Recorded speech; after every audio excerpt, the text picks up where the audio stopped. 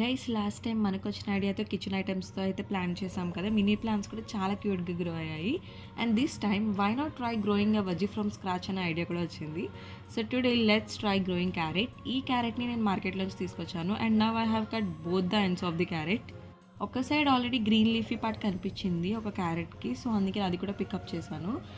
And now other end already small roots అయితే form అయిపోయి ఉన్నాయి. ఈ సాయిల్లో నార్మల్గా క్యారెట్ అండ్ రాడిష్ లాంటి వెజెస్ అయితే గ్రో అవ్వడం చాలా కష్టం, but let me give it a try. ఇప్పుడు నేను ఒక స్మాల్ బిర్యానీ బాక్స్లో మడ్ ఫిల్ చేసి వాటర్ డ్రైన్ అవ్వడం కోసం హోల్స్ ప్లేస్ చేశాను. సో ఎక్సెస్ వాటర్ ఇన్సైడ్ ఉండకుండా బయటకు వచ్చేయడం కోసం అందులో ఒక క్యారెట్ పార్ట్ అయితే ప్లేస్ చేశాను. అండ్ ఇన్ కేస్ ఏమైనా గ్రోత్ వచ్చాక let's shift into a backyard or mini garden.